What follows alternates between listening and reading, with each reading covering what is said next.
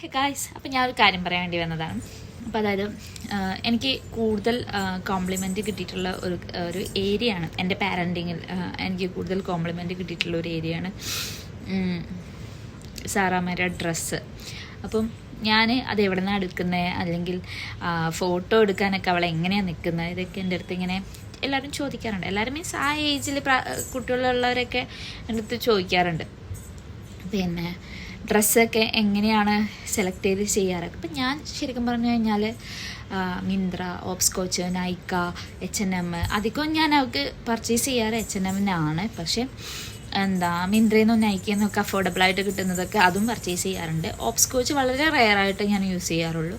അപ്പോൾ ഇങ്ങനത്തെ ബ്രാൻഡുകളൊക്കെയാണ്.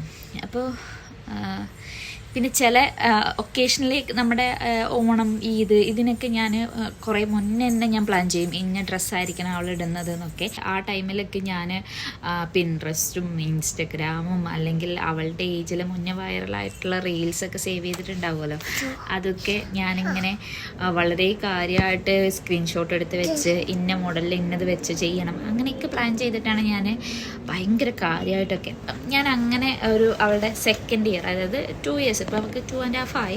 2.5 means second year രണ്ടാമത്തെ ഓണത്തിന് ഞാൻ തയ്പ്പിച്ചൊരു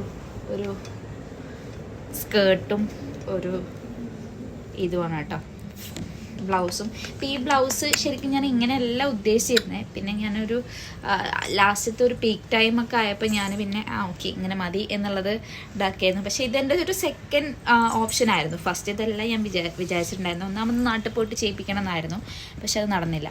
അതുപോലെ ഞാൻ ഈ ഒരു സൽവാർ എടുത്തിട്ടുള്ളത്.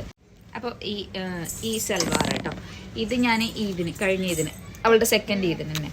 അപ്പോൾ ഇതും ഈ പറഞ്ഞ പോലെ തന്നെ ഞാൻ ആദ്യമേ പ്ലാൻ ചെയ്ത്, ഇത് എനിക്ക് തോന്നുന്നു ഞാൻ വരക്കുകയൊക്കെ ചെയ്തിട്ടുണ്ടായിരുന്നു. ഞാൻ അങ്ങനെ വരക്കുന്ന ഒരാളൊന്നല്ല, പക്ഷേ എനിക്ക് എന്തോ അവളിടുന്ന ഡ്രസ്സ് ഇങ്ങനെ ആവണം എന്നൊക്കെ ആഗ്രഹമുണ്ട്. ഇപ്പോഴല്ലേ നമ്മുടെ ഇഷ്ടങ്ങളൊക്കെ പറ്റുള്ളൂ, കുറച്ച് കഴിഞ്ഞാൽ നമ്മുടെ ഇഷ്ടത്തിനാവില്ലല്ലോ. അപ്പം ഇതും എനിക്ക് കോംപ്ലിമെൻറ്റ് കിട്ടിയൊരു ഇതായിരുന്നു കേട്ടോ. അപ്പം കുറേ കാലമായിട്ട് തിരഞ്ഞ് കണ്ടുപിടിച്ചൊരു ഉടുപ്പ്. ഇത് ഞാൻ എവിടെയോ ഒരു കുട്ടി, അതായത് ഇവിടെ ഉള്ളതൊന്നല്ല, ഒരു അമേരിക്കയിലെങ്ങാണ്ടുള്ള ഒരു കുട്ടി ഇട്ടത് കണ്ട് ഞാൻ ആ ഒരു സെയിം സ്ക്രീൻഷോട്ടൊക്കെ എടുത്ത് വെച്ച് ഞാൻ അവിടെ ഇവിടെയൊക്കെ നോക്കി അങ്ങനെ എനിക്കിത് ഓപ്സ്കോച്ചിൽ നിന്നാണ് കിട്ടിയത് കേട്ടോ. അപ്പോൾ ഇതൊക്കെ ഞാൻ അങ്ങനെയാണ് അവളുടെ ഡ്രസ്സൊക്കെ എടുക്കുന്നത്. ഇനി ഞാൻ നിങ്ങൾക്കൊരു കാര്യം കാണിച്ചു തരാം. ഓക്കെ സാറാമ്മേ, ഇതാരാ മേടിച്ചെന്നേ? ഈ ഡ്രസ്സ് ആരാ മേടിച്ചെന്നേ? ഓക്കെ, ഇതാരാ മേടിച്ചെന്നേ? ഓക്കെ, ഈ ഉടുപ്പാരാ തയ്പ്പിച്ച്? ശുഭം.